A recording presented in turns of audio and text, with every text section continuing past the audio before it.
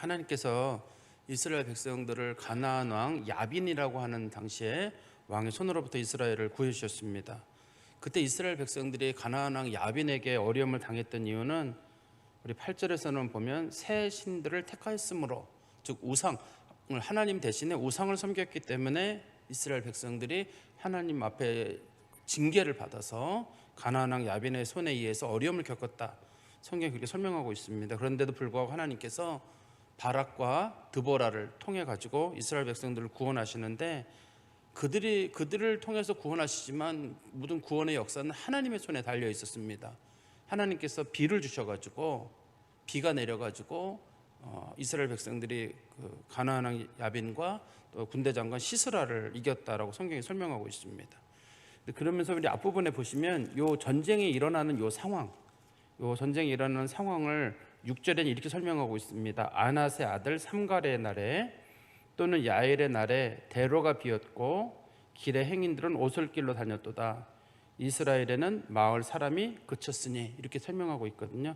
이때가 이제 이스라엘이라 하는 나라가 굉장히 어렵고 비참한 시절이었다는 뜻입니다. 굉장히 어렵고 비참한 시절, 하나님으로부터 징계를 받는 시기여서 백성들이 사업도 할 수가 없고 길을 움직이려면 통행료를 내야 됐고 다들 어려운 상황이었습니다. 그리고 용기 있는 사람도 없어서 하나님께 누구를 들었을 사람이 없었습니다. 몇 번 말씀드렸었는데 이 본문에 드보라가 등장하고 야일이 등장하거든요. 하나님께서 남자가 없어서 여자를 들어 사용하는 경우입니다. 첫 번째가. 두 번째는 이스라엘에 만만한 사람이 없어가지고 야일이라고 하는 이방인 여인을 들어서 하나님께서 쓰시는 경우예요. 이 전쟁이 참 이렇게 겉에서 지켜보면 남자들 입장에서는, 이스라엘 입장에서는 참 속상한 일이에요. 하나님이 그렇게 남자 주로 하시거든요. 웬만한 일에는 다 남자의 어떤 그런 머리됨에 대해서 강조하시는데, 남자가 하도 없으니까 여자 데려다 쓰는데 드보라가 사용되게 되고, 또 용기 있는 사람이 아무도 없어가지고 하나님께 들어쓴 사람이 그 헤벨의 아내 야엘이라고 하는 사람을 통해서 하나님께서 이스라엘 백성들을 구원하시다고 설명하고 있습니다. 또 우리 본문에 보시면 이제 그 지난번에 봤던 본문의 맨 끝 부분에 이런 내용이 있었거든요. 12절에 보시면 깰지어다 드보라여, 깰지어다 너는 노래할지어다, 일어날지어다 바락이여, 아비노함의 아들이여, 내가 사로잡은 자를 끌고 갈지어다. 이게 이제 그 원문의 뜻을 잘 살펴보다 보면 어떤 뜻이냐면, 당시에 바락이 뭐에 관심이 있었냐면 그 가나안 왕 야빈의 군대들이 가져왔던 그 무기라든지 혹은 그들이 가져왔던 물건들이나 옷이나 이런 것들에 관심이 있어가지고 계속 그런 것만 쫓아가니까 그 드보라가 얘기하기를, 그런 거 쫓지 말고 정말 중요한 거 시스라를 잡으면 되는데 그 사람 잡지 않고 왜 다른 것에 관심을 쓰느냐. 그게 이제 원문의 뜻이에요. 내용에 보면 우리나라 말에는 그저 포로를 잡아라는 정도로만 들리는데요. 정말 중요한 일을 하지 않고 왜 이런 일을 하느냐. 왜 이런 일을 하냐면 두 가지 때문입니다. 하나는 눈이 뒤집어져서 그래요. 오래간만에 가난하다가 노략물을 많이 만나니까 욕심이 나는 거예요. 모든 군인들이요. 두 번째는 시스라가 너무 무서워요. 오랫동안 자신들을 다스려 왔기 때문에 시스라라는 사람이 무서워가지고 감히 엄두를 못 내거든요. 근데 그럼에도 불구하고 시스라를 무서워하지 않고 이 말뚝을 들어가 때려 죽인 사람이 나오잖아요. 그 뒤에 오늘 본문에 등장하는 야일이라고 하는 사람이 이제 본문에 등장하게 됩니다. 이제 오늘 본문에서는 어떤 내용이 등장하냐면, 성경을 이렇게 한 번에 쭉 읽을 때는 잘 느낌이 오지 않는데요. 이렇게 조금씩 이렇게 끊어서 읽으면 이게 뭘 얘기하는구나라고 좀 짐작이 되는 내용인데요. 당시 이스라엘 백성들 중에 전쟁에 참전하는 사람들이 있는데, 전쟁에 그저 참전하는 사람, 그 다음에 핑계를 대고 참전하지 않는 사람, 목숨 걸고 참전하는 사람, 세 부류로 사람들을 하나님이 나눠놨습니다. 나누는 다음에 이 전쟁에 참여하지 않고 핑계댄 사람들은, 그 사람들을 성경에서 메로스라 그러거든요. 내가 저주할 것이다.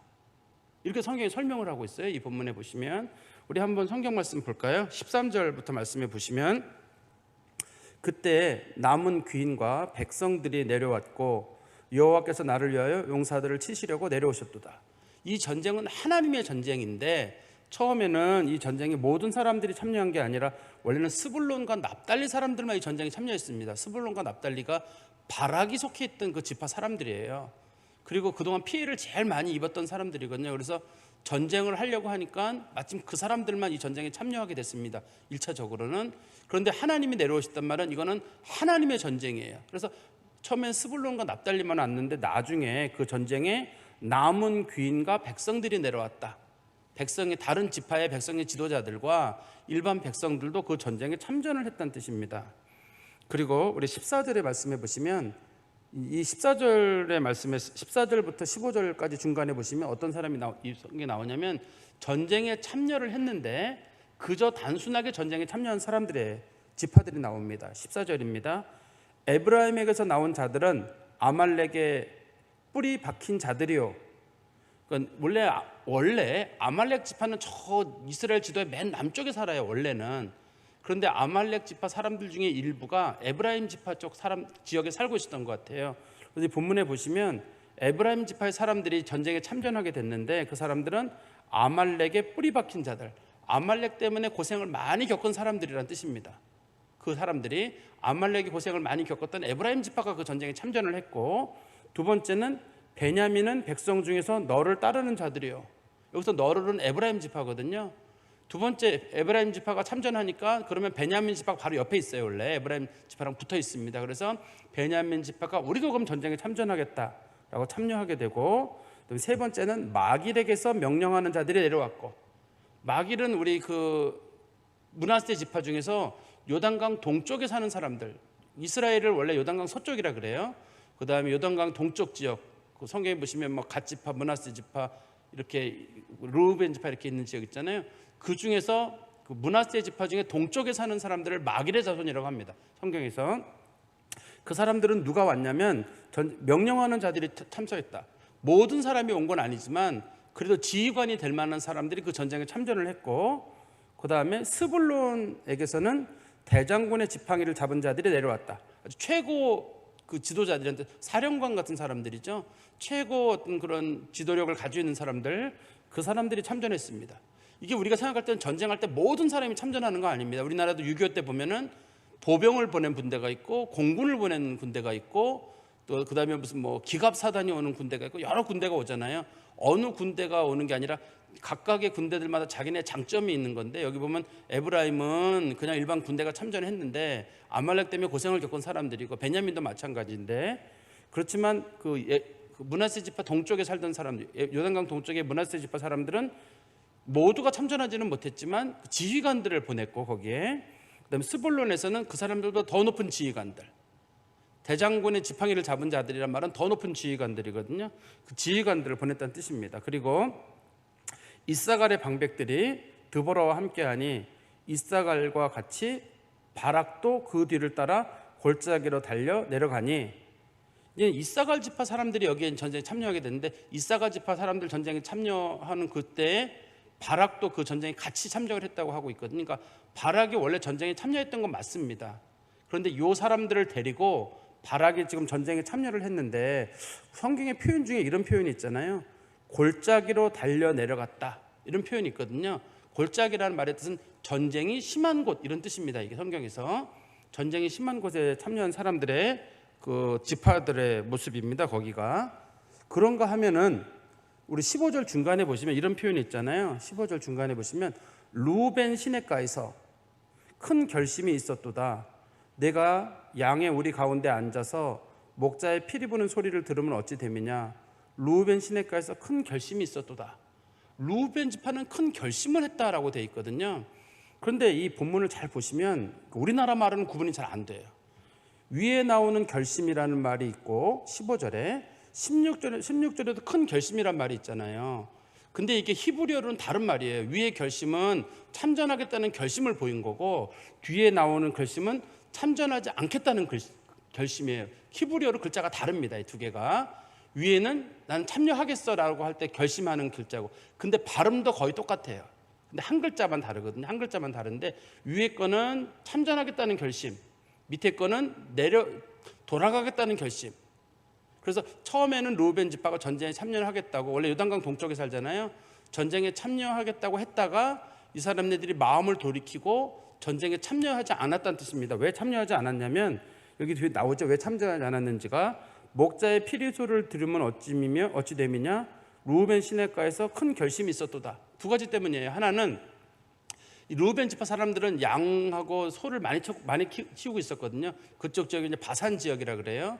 양하고 소가 많았는데, 아니, 우리가 전쟁에 참여하면 양과 소는 누가 돌보느냐? 우리나라 사람 개그맨이 우스갯소리로 소는 누가 키우냐? 이런 소리 있잖아요. 그런 거 비슷한 거예요. 우리가 전쟁에 참여하면 소와 양은 누가 키워? 그럼 우리는 참전 못해. 두 번째는 우리가 요단강을 건너야 되는데, 우린 요단강이 지금 동쪽에 살고 있기 때문에 지금 전쟁은 요단강 서쪽에서 일어나고 있거든요. 우리가 굳이 저 요단강을 건너는 게 너무 번거로운 거예요. 우리는 그래서 양과 소 때문에 전쟁에 참여할 수 없고, 두 번째는 요단강을 건너는 그런 좀 어려운 일을 하지 않겠다. 이 제가 요단강에 대한 얘기를 다시 한번 말씀드릴게요. 이것도 보시면 요단강에 대해서 지금 성지순례를 가시는 분들은 보시면 요단강이 그 폭이 넓어야 한 뭐 몇 미터밖에 안 돼요. 2, 3미터, 4, 5미터밖에 안 됩니다. 넓어봤자. 깊이도 얼마 안 깊어요. 그렇지만 성경에서는 보면 요단강이 얼마나 컸는지 요단강을 건너는 사람들은 다 배를 타고 건넜다고 돼 있어요. 건넌 경우는 딱 한 번 있죠. 사람들이 그냥 걸어서 건너가는 경우는 법궤가 지나갈 때 요단강 물이 갈라지면서 그때 이스라엘 백성들이 법궤를 가지고 건너다가 중간에 돌을 12개를 세워두는 일이 있었잖아요.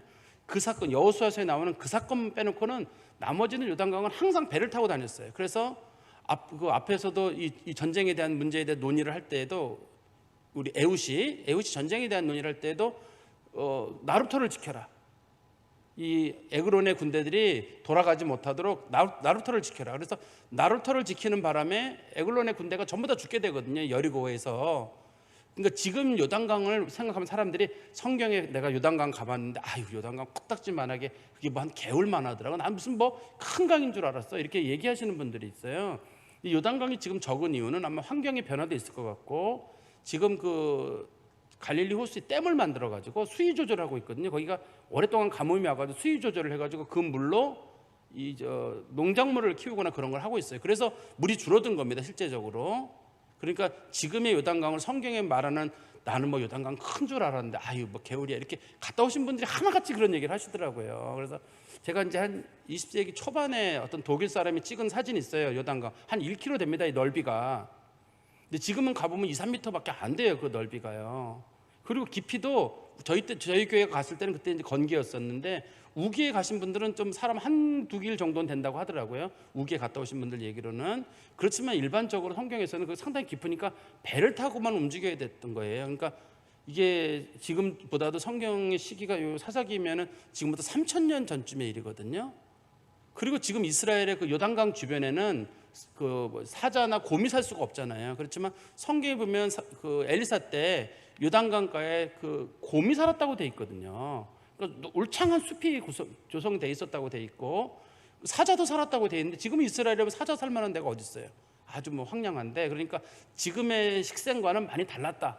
우리가 지금 그런 걸 염두에 두시고 성경을 볼 필요는 있을 것 같아요. 어떻든 그러니까 르우벤 지파는 처음에는 참전하려고 했다가 나중에는 자신들이 마음을 돌이켜가지고 우리는 참전 안 해. 소와 양 때문에 참전하지 않고 물을 핑계로 참전하지 않았다고 설명하고 있습니다. 그리고 17절입니다. 길르앗은 요단강 저쪽에 거주하며, 이 길르앗이라는 말도 보통 경우 요단강 동쪽을 부르는 일반적인 명칭이지만 이렇게 이걸 범위를 축소해서 부를 때는 갓지파를 부르는 말이에요. 그러면 요단강 동쪽에 지파가 3개잖아요. 원래 르우벤 지파, 그 다음에 갓지파, 므낫세 지파 3개의 지파로 되어 있거든요. 근데 므낫세 지파에서는 군대가 왔다고 되어 있죠. 아까 보시면 마길에게서는 명령하는 자들이 왔다. 므낫세 지파 중에 일부는 왔어요. 여기에요.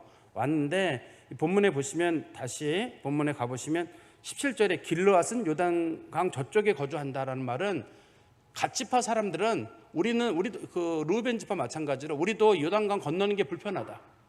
요단강 건너는 게 불편해서 우리도 전쟁에 참여하지 않겠다. 그런 식으로 이제 선언을 한 거죠. 그리고 다시 성경에 가보시면 단은 배에 머무름이 어찌 됨이냐. 단 지파랑 아셀 지파는 둘 다 그 지중해 쪽을 끼고 있습니다. 이 두 지파가 지중해 쪽을 끼고 있기 때문에 이 사람들은 뭐라 그런 거냐면 배에 머무른다는 말은 우리는 이 지금 그 가나안 야빈이나 이런 거에 대한 피해가 별로 없어요. 농작물에 대한 피해가 별로 없어요. 왜냐하면 이 사람들은 당시에 페니키아 사람들이랑 지중해 지역에서 무역을 했거든요. 우리는 배 가지고 먹고 사는 사람들인데 우리는 이쪽 땅에 아무 관심이 없다. 그래서 우리는 그냥 우리 성경 예수님 표현으로는 나는 소도 사야 하고 장가 가야 하고 농사 져야 하고 이런 핑계 대는 것처럼 우리는 지금 배 가지고 나가서 지금 뭐 상업을 해야 되는데 우리 이런 전쟁에 참여할 그런 여력이 없다, 이렇게 이제 베냐민 지파가 얘기를 했고, 또 아셀 지파도 마찬가지입니다. 아셀은 헤벨에 앉으며 자기 항만에 거주하도다. 이것도 마찬가지, 항구잖아요. 아셀 지파도 항구에 있거든요. 그 지중해 쪽에 항구에 있으니까 이 사람들도 하는 말이, 우리도 마찬가지로 우리는 어업이나 무역이나 이런 거 통해서 사는 사람들인데 우리 그런 거 바빠서 전쟁에 참여하지 못하겠다라고 얘기를 하는 겁니다. 그래서 요 첫 번째 등장했던 우리 14절 15절에 나와 있던 사람들은 단순하게 전쟁에 참여했던 사람과, 그다음에 15절 중간에 나왔던 사람들과 17절까지 나왔던 사람들은 각가지 핑계를 대고 전쟁에 참여하지 않았던 사람들이고, 그렇지만 18절 말씀해 보세요. 스불론은 죽음을 무릅쓰고 목숨을 아끼지 아니한 백성이요. 스불론 지파 사람들에서는 하나님께서 이걸 기억하시는 거예요. 저 사람들은 죽음을 무릅쓰고 전쟁에 참여를 했고, 납달리도 들의 높은 곳에 그리하도다. 들의 높은 곳이란 말은 성경에서 전쟁이 가장 치열한 곳, 그것을 피하지 않고 그들이 거기에 참여해가지고 그 전쟁에서 목숨 바쳐 싸웠다는 거예요. 그러니까 다시 한번 말씀드리면 세 개로 나눠지죠. 단순하게 전쟁에 참여한 사람들, 그 다음에 갖가지 핑계를 대고 참여하지 않은 사람들, 그 다음에 참여를 했을 정도가 아니라 목숨 걸고 싸웠던 사람들. 하나님께서 이 사람들을 구분하셔가지고 하나님께서 이들에 대해서 평가를 나중에 내리시게 되시거든요. 그리고 19절입니다. 왕들이 와서 싸울 때 가나안 왕들이 무깃도 물가 다한악에서 싸웠으나 은을 탈취하지 못하였도다. 여기 보면 왕들이 왔다고 하는 걸 보니까 당시에 가나안 왕 야빈이 싸울 때 단순하게 자기네 군대만 온 게 아닙니다. 당시에 여러 군대를 끌어들이거든요. 아말렉도 끌어들이고 여러 군대를 끌어들입니다. 당시에 가나안 왕 야빈이 끌어들이고, 시스라도 마찬가지 여러 사람들을 끌어들여서 이 전쟁을 하게 되거든요. 그래서 이 전쟁은 이스라엘하고 싸움이 안 되는 전쟁이에요. 이 사람들이 이길 게 분명한 전쟁입니다. 그렇지만 그들이 어서 지게 되냐면 무깃도 물가 다한악이라고 하는 지점에서 그 사람들이 결국 전쟁에서 지게 되거든요. 근데 원래 무깃도에는 물이 없어요. 그냥 평지거든요. 근데 기손강에 있던 물이 흘러가지고 평지였던 무깃도가 물에 잠기게 되고 병거들이 거기서 물에 빠지게 되고 결과적으로 이제 전쟁에 지게 된다는 말인데, 은을 탈취하지 못하였다는 말은 그 사람들이 좀 금이나 은이나 사람들의 옷이나 이런 걸 빼앗으려고 왔는데 결국은 전쟁에 졌다는 뜻입니다. 그 뒤에 보시면 또 나와요, 언급이요. 자세한 내용은 21절에 다시 하게 나옵니다. 20절 말씀해 보시면 별들이 하늘에서부터 싸우되 그들이 다니는 길에서 시스라와 싸웠도다. 이 별이란 얘기가 여기 등장하는 이유는 이 전쟁이 사람들 볼 때는 시스라랑 야벤이나 한 팀이 되고 이스라엘과 싸운 것처럼 보이지만 실제로는 그 전쟁이 하늘에서 있었다는 얘기예요. 하늘에서 하나님께서 그 전쟁을 주관하셔서 사람들이 볼 때는 사람의 전쟁이지만 하나님께서 그 전쟁에서 영적인 전쟁으로 이 싸움을 이기도록 그걸 하늘의 별이라는 표현으로 사용을 했습니다. 그리고 21절에는 이제 이스라엘 사람들이 어떻게 가나안 왕 야빈을 이겼는지 거기 나오죠. 기손강은 그 무리를 표류시켰으니 이 기손강은 옛 강이라 내 영혼아 내가 힘 있는 자를 밟았도다. 무슨 말이냐면 기손강에 물이 갑자기 늘어가지고 기손강의 물에 빠져가지고 가나안 왕 야빈의 군대, 즉 시스라의 군대가 거기서 죽게 되는데, 이 기손강은 옛 강이라. 옛 강이란 말은 뭐냐면 옛날에는 강이었었는데 원래 물이 없던 강이었어요. 이게 원래 와디라 그래가지고 평상시에 물이 없는 강입니다. 오래된 강이지만 물이 없는 강이에요. 물이 없는 강이었는데 하나님께서 갑자기 물이 흐르게 해가지고, 그러니까 야빈이나 시스라 사람들이, 시스라의 군대들이 설마 저 와디에 물이 내리겠는가, 건기였을 거로 보이거든요. 이때 설마 물이 내리겠는가라고 생각해가지고 마음 놓고 있다가 표류했다는 말은 물에 빠져 죽었다는 얘기거든요. 근데 우리로 말하면 이런 걸 생각하시면 돼요. 평지에서 전쟁하고 있는데 갑자기 생각도 못할 때 물이 흘러가지고 죽었다 그러면 이게 누가 이해를 하겠어요? 강가에서 싸웠다 그러면 이해가 되는데, 그냥 평지에서 싸웠는데 그 군인들이 어떻게 죽었어? 그러면 물에 빠져 죽었어. 근데 거기 강이 어디 있는데? 그래서 옛날에 거기 강이 흘렀대지 아마. 옛날에는 강이 흘렀대는데 옛날에 강이 흘렀던 강 중에 하나래.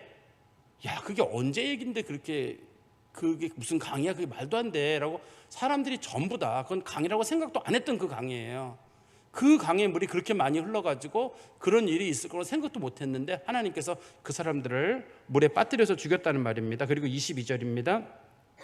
그때 군마가 빨리 달리니, 군마라는 말은 여기서 병거를 끌고 다니는 말을 말해요. 병거를 끌고 다니는 말들이 빨리 달리는데 말급소리가 땅에 울리도다. 이 사람들이 지금 전쟁하러 왔는데 물이 막 흐르니까 막 도망가는 소리를 나타내거든요. 그 사람들이 불이 나게 막 도망가는 장면을 설명하고 있습니다. 이 본문에 보니까 하나님께서 어떤 사람들을 좋아하시는지가 나오잖아요. 하나님의 일을 할 때 목숨 걸고 하는 사람이 있고, 그냥 참여하는 사람이 있고, 차사건건 핑계를 대는 사람들이 있어요. 근데 우리들끼리야 이해가 되죠. 지금 이 르우벤 지파 사람들 얘기 들어보세요. 정말 자신들이 전쟁에 참여하게 되면 소와 양을 누가 키워요? 또 이 요단강 서쪽에 있는 사람들은 전쟁터가 가까우니까 가면 되지만 자기네들은 강을 건너와야 되거든요. 그 큰 강을 건너와야 되는데 어떻게 건너와요, 자신들이? 핑계를 대가지고 못 오겠다고 하는 거예요, 지금. 그 다음에 또 단지파나 아셀지파 사람들도 전쟁에 참여해야 되면 먹고 살아야 되잖아요, 자신들이. 자신들의 업 자체가 무역인데, 무역이라는 건 타이밍이 중요하거든요. 타이밍이 중요한데 타이밍을 놓치게 되면 자신들이 경제적으로 큰 손해를 보게 되는데, 아무리 전쟁도 좋고 하나님의 일도 좋지만 지금 내가 경제적으로 손해보면서까지 하나님의 일을 하고 싶은 건 아닌 거거든요. 그러니까 그런 사람들이 한 무리가 또 있는 거고, 또 한 무리의 사람들은 정말 하나님의 일에 대해서 목숨 걸고, 스불론 지파, 납달리 지파 사람들은 목숨 걸고 하나님의 일을 하는 사람들이거든요. 근데 하나님께서는 그들을 기억하시거든요. 하나님께서 그들을 기억하시고 23절에 말씀해 보십시오. 여호와의 사자의 말씀에 메로스를 저주하라. 여호와의 사자는 천사의 말입니다. 천사가 말하기를 메로스를 저주하라. 너희가 거듭거듭 그 주민들을 저주할 것은 그들이 와서 여호와를 돕지 아니하며 여호와를 도와 용사를 치지 아니하였음이니 하시니라. 여기서 메로스라는 말의 원래 뜻은 성에 거주하는 사람들이라는 뜻이에요. 성에 거주하는 말의 뜻은 이 사람들이 자신들은 안전한 곳에 살고 있고 굳이 이 전쟁에 개입하지 않으면 자신들에게 큰 피해가 없는 사람, 이스라엘 사람들이 어려움을 겪는다 하더라도 나와는 직접적으로 이 일이 아무 상관이 없어요. 어려움을 겪는 사람들은 주로 스불론, 납달리, 그 에브라임 그쪽 사람들이거든요. 그렇기 때문에 자기들이랑은 특별한 어떤 관계가 없기 때문에 자신들은 안전하다고 생각하는 그 사람들이에요. 근데 성경에 뭐라고 말하냐면 그들을 저주하는데 그냥 하지 말고 거듭거듭 저주해라. 하나님이 그 사람들을 끝까지 심판하신다는 뜻입니다, 이거. 근데 이 사람들이 누구냐면, 다시 한번 보세요. 누구냐면 15절에 르우벤 지파, 그 다음에 길르앗 지파, 갓 지파 사람들, 단 지파, 아셀 지파, 이 사람들이에요. 하나님께 이 사람들에 대해서 하나님이 저주하신다고 말하고 있거든요. 왜냐하면 하나님께서 참전하라고 했는데 갖가지 핑계를 대는 사람들. 제가 그래서 우리 성도들을 한번 생각을 해봤어요. 저도 뭐 마찬가지입니다만 우리는 어느 부류에 속하는 사람일까? 하나님의 일이 있을 때, 하나님께서 이런 일을 감당해라 할 때 정말 열일을 제껴두고 제일 먼저 하나님의 일에 열심을 내는 사람이 있고, 어떤 사람들은 그냥 죽지 못해 따라오는 사람이 있고, 어떤 사람은 사사건건 핑계를 대는 사람이 있을 거예요. 예를 들어 저희 교회가 이제 뭐 아나바다 잔치를 한다 할 때 어떤 분들은 한번 해봅시다. 그래서 아나바다 서로 하는 사람이 있고, 어떤 사람들은 이것도 물건 가져오려나 보네. 그것도 이제 물건도 그냥 내는 사람이 있고, 어떤 사람들은 왜 이런 식으로 해? 다른 교회는 이렇게도 하고 저렇게도 하는데 뭐 저런 식으로 하고 나는 아나바다 그거 왜 하는지 모르겠어. 이런 사람도 있을 거예요. 그래가지고 사람들한테 가서 아나바다 물건 내라 그러면 그만해, 그냥 알아서 하겠지 자기들. 이런 사람도 있을 거라고요. 똑같은 일을 하는데도 사람들이라는 건 여러 종류의 분들이 있을 거거든요. 근데 이거를 하나님은 하나님의 하는 일을 반대했다고 지금 보고 있거든요. 이 일을 지금 이스라엘 백성들이 하나님 앞에 보이는 태도랑 똑같이 하나님은 그렇게 평가를 내리신 거잖아요. 너희들 왜 내가 어려울 때 안 도와줬느냐? 전쟁할 때 너희들은 직접적인 피해가 없고 아무 상관없다고 해가지고 왜 참전하지 않았느냐? 내가 너희들은 두고두고 저주할 것이다. 이렇게 하나님 말씀하시거든요.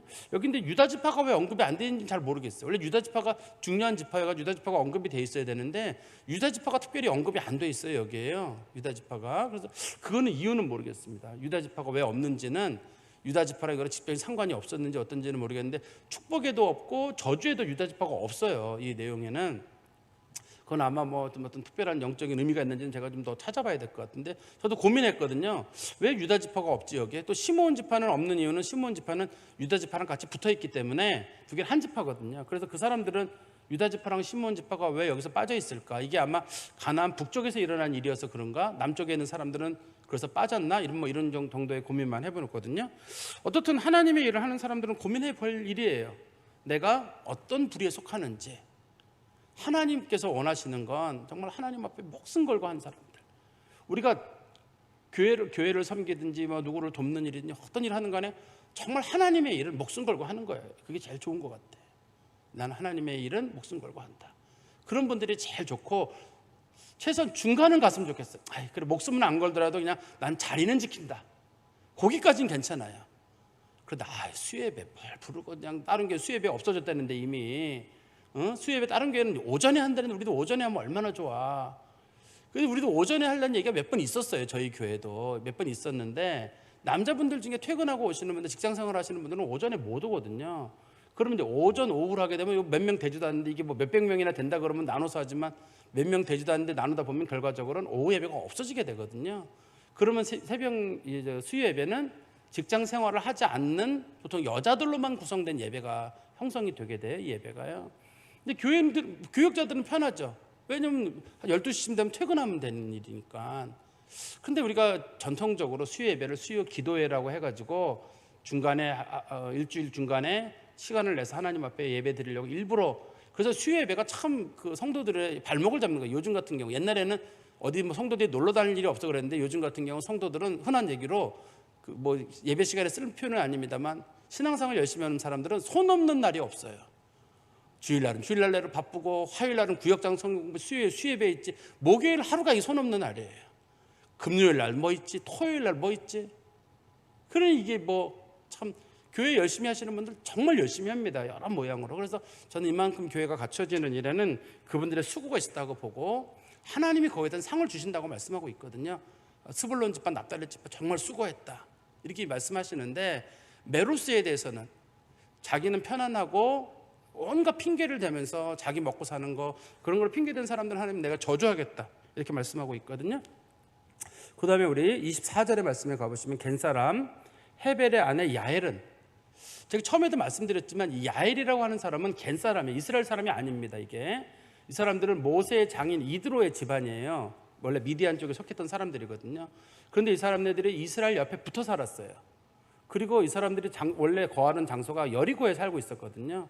근데 여리고에 살고 있다가 이동한 이유가, 여리고에 에글론이 살고 있었기 때문에 아마 여리고를 떠나서 이 북쪽 지역까지 와서 살고 있었던 것 같아요. 근데 이 사람들이 결과적으로는 이스라엘 역사 구원의 중심 인물이 돼버려요.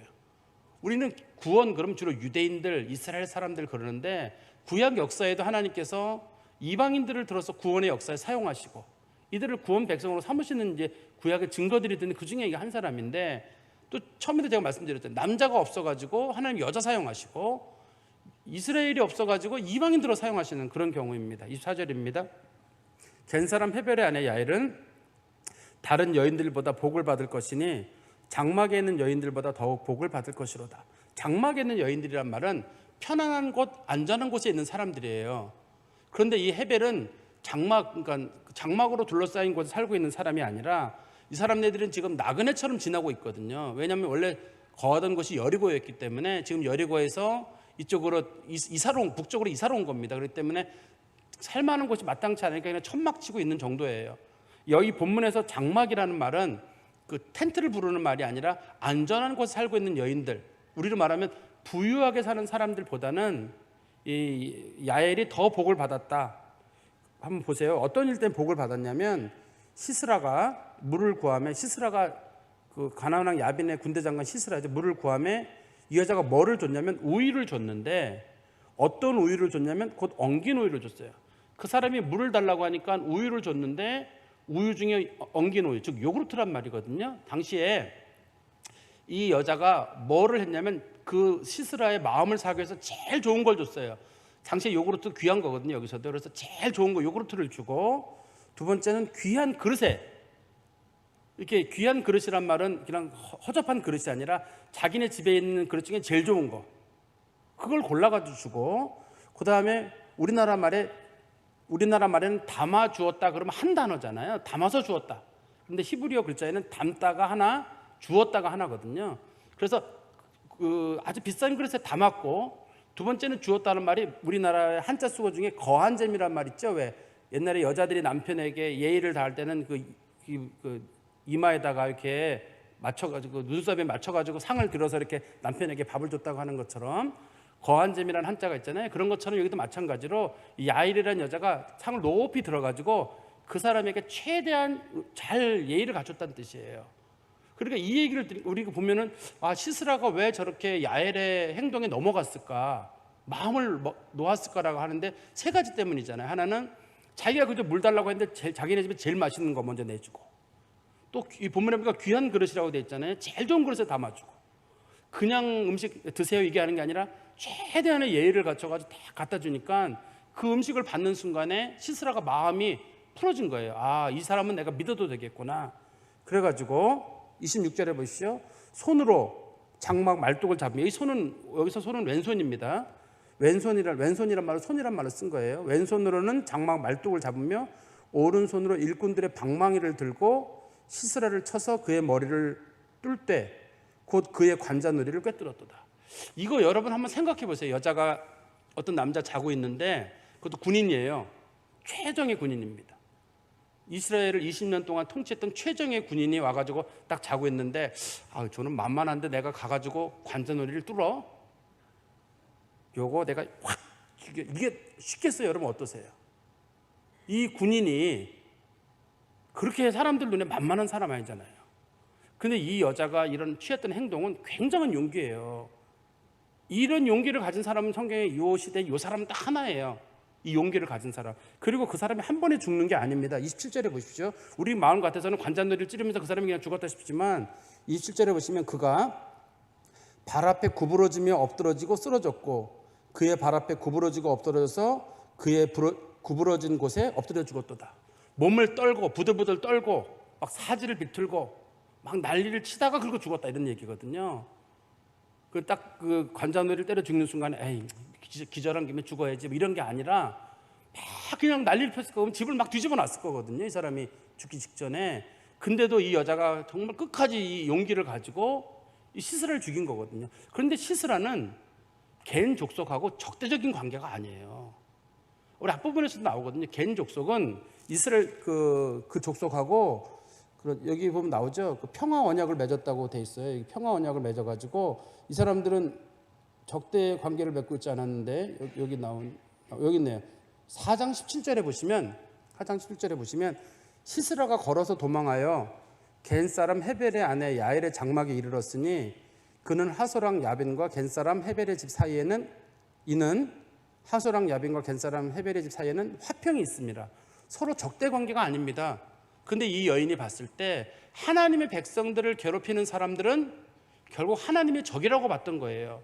자기랑은 시스라랑은 원수 관계거나 적대 관계가 아닙니다. 그렇지만 하나님의 전쟁에는 내가 참여해야 되겠다는, 마치 라합과 같이 하나님의 거룩한 전쟁에는 내가 참여해야 되겠다는 그런 마음을 가지고, 아무 상관없는 사람입니다. 이 사람은 이 전쟁하고 사실은. 그런데 그 여자가 이 전쟁에 참여해가지고 이스라엘 백성들이 구원을 얻는 일에 직접적인 역할을. 당시에 그러면 시스라하고 전쟁을 하고 있던 바락은 어디 있었냐면, 바락은 아까 제가 말씀드렸죠. 여기 앞부분에 보시면 바락이 그 12절에 보시면 드보라가 뭐라고 말하냐면 맨 끝에 내가 사로잡은 자를 끌고 갈지어다. 바락이 이 사람을 쫓아와야 되는데 지금까지 못 쫓아온 이유는 바락은 그동안 자기가 병거들하고 그다음에 사람들이 가져왔던 옷 같은 거 그거 뺏으려고 거기에 관심을 두다가 시스라를 놓쳐버린 거예요. 시스라를 놓쳐버리니까 드보라가 말하기를 아니 그 노량물 챙기고 병거랑 챙기고 그러지 말고 빨리 시스라 쫓아가라. 시스라를 쫓아가는데 쫓아가 보니까 벌써 없어진 거예요. 그래서 이 시스라가 숨어서 지금 헤벨의 아내 야엘의 장막에 숨어 있는데 야엘이 이 사람을 죽인 거고 그때 시스라가 그 집에 따라 붙는 거죠. 그 집 뒤에. 우리 다시 성경 말씀으로 가보시면 27절입니다.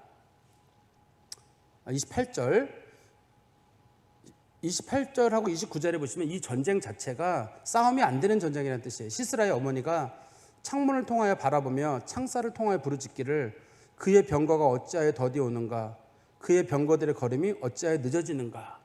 그 어머니 생각할 때 뭐냐면 이 전쟁은 전쟁도 아닌데 왜 우리 아들이 이렇게 늦어지지? 이거는 이스라엘은 우리의 노예랑 마찬가지여서 마음대로 우리가 유린할 수 있는 사람들인데 우리 아들이 분명히 나갈 때는 어머니 제가 한두 시간 내로 싸우고 돌아올 테니까 아무 걱정하지 마십시오. 그리고 나갔을 거거든요. 근데 아들이 안 돌아오는 거예요, 이 전쟁에. 다른 말로 하면 뭐냐면 이 전쟁은 전쟁 같은 전쟁이 아닙니다. 이스라엘이 싸우면 지는 전쟁이에요. 그러니까 야빈도 시스라도 이 전쟁에 참여했던 거거든요. 그러니까 시스라의 어머니도 마음 놓고 있던 거예요. 우리 아들 빨리 올 텐데 왜 안 오냐. 그러니까 그 지혜로운 29절에 지혜로운 시녀들이 대답하였겠고 그도 스스로 대답하기를, 그 지혜로운 시녀들이란 말은 그 시스라의 어머니 옆에서 이렇게 여러 가지 좋은 얘기들을 조언을 해주던 사람들을, 그리고 시스라의 어머니도 말하기를 아마도 그들이 어찌 노략물을 얻지 못하였으랴. 이놈들이 노략물을 가져오냐고 시간이 많이 걸리는구나. 이스라엘 전쟁이 이겨가지고 노략물을 많이 가져오라고 전쟁에 돌아오는 길에 늦어지는가 보구나. 두 번째는 사람마다 한두 처녀를 얻었으리로다. 당시에는 전쟁을 지게 되면 여자들이 노예로 끌려가게 돼요. 보통 전쟁에서는 남자들은 처형을 당하게 되고 여자들은 노예로 끌려가게 됩니다. 그러니까 오늘날처럼 전쟁에서 졌다 이겼다 개념이 아니라 옛날에는 전쟁에서 지게 되면 남자들은 다 죽여요. 애나 어른 상관없이 다 죽이고 여자들 중에서 결혼한 여자는 죽이고 결혼 안 한 여자들은 이제 자기 첩으로 데려가려고, 노예로 데려가려고 끌고 가거든요. 이게 한두 처녀란 말은 그런 뜻이에요. 그래서 이스라엘 여자들 잡아오려고. 당시에는 이게 자기네 중에 복 중에 한 가지거든요. 이제부터는 집에 메이드가 생기는 거예요. 일을 도와주시는 사람이.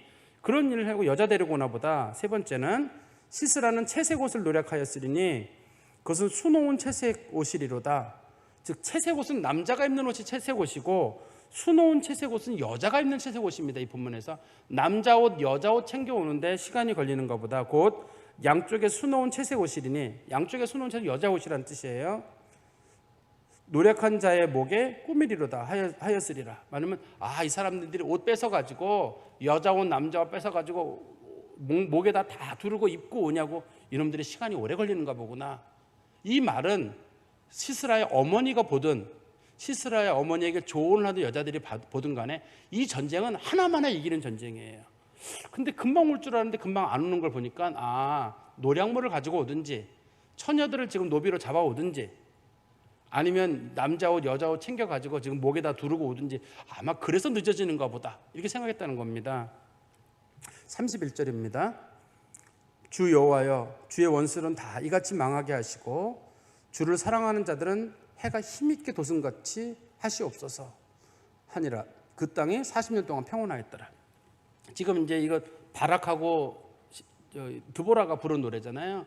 하나님, 꼭 이길 것처럼 보이는 자들, 그러나 하나님의 백성을 괴롭히는 자들은 반드시 망하게 하시고, 그러나 질 것처럼 보이지만 하나님을 실제로 신뢰하는 사람들은 하나님의 기이한 방법으로 살아나게 하십시오. 이 그런 맨 끝에 말은 그런 뜻이잖아요. 자기의 힘으로 이기겠다고 하는 사람들, 그런 사람들은 망하게 하시고, 그러나 하나님을 의지하는 사람들은 정말 절망적인 가운데도 살아갈 수 있는 힘을 하나님 주십시오. 그게 이제 핵심적인 내용일 겁니다. 말씀의 결론을 맺으면 이스라엘 백성들이 전쟁에 승리를 하게 됐는데요, 다 승리한 건 아니잖아요. 우리는 생각하기를 드보라가 또 바락이 이스라엘 지파가 전쟁을 했다라고 하지만 하나님께서 같은 이스라엘 지파 내에서도 참전에 소홀히 하면서 핑계대던 사람들은 다들 복을 받는데 저주를 받아요. 메로스라고 불려지는 사람들 있잖아요. 여기 보면은 보면 르우벤 지파라든지 길르앗 사람들, 그다음 단 지파, 아셀 지파 사람들, 참 다 자기들 복 받을 줄 알았는데 하나님의 일에 참여하지 않고 게을렀던 사람들, 남 하는 일에 대해서 남들 하는 거에 대가만 누리려고 하고 자기의 것들은 아무것도 하지 않았던 사람들에 대해서는 하나님이 그들을 벌하시거든요. 그러니까 우리는 이스라엘이 이겼다, 이스라엘이 이제부터는 가나안 사람도 자유를 얻었다, 40년 동안 평안했구나 하지만 이거는 누구에게 복이냐면 이 네 지파의 사람들을 제한 나머지 사람들에게는 복이지만 네 지파 사람들에게는 이게 저주거든요. 남들 다 잘 될 때 이 사람들만 저주를 받아요. 하나님이 두고두고 저주를 하시거든요, 이 문제에 대해서. 그리고 두 번째는 하나님은 공의 하나님이셔서 어떤 사람이 어떻게 행했는지, 그 사람이 하나님 앞에 열심을 냈는지, 아니면 하나님 앞에 그냥 지냈는지, 아니면 하나님의 일을 게을르게 했는지 하나님 다 보고 계시다는 거예요. 저도 이 말씀 보면서 이거 하나님 일은 목숨 걸고 해야 되는 거구나, 그냥 하는 게 아니구나, 목숨 걸고 해야 되는 그런 생각을 했습니다. 우리 성도님들도 이 말씀 마음에 두고 사시기를 간절히 소망합니다. 기도하겠습니다. 하나님 아버지, 저희들이 주의 말씀 살펴보게 하신 것 감사합니다. 바라옵건대 저희들이 이스라엘 백성들 중에 욕심을 내고 참여하였던 스불론과 납달리 지파의 사람들처럼, 또 하나님이 사용하셨던 수많은 그리스도인과 하나님의 종들처럼, 사도들과 주의 제자들처럼 하나님의 일을 감당할 때 꼭 목숨 걸고 주의 일을 감당하게 하시고, 혹 저희들의 게으름을 여러 가지 핑계로 포장하지 않게 하시며, 많은 사람들이 하나님의 복을 누릴 때 우리가 그 복에서 배제되는 일이 없도록 늘 하나님 앞에 충성하는 자들 될 수 있도록 저희를 붙잡아 주시옵소서. 예수 그리스도의 이름으로 기도하옵나이다. 아멘.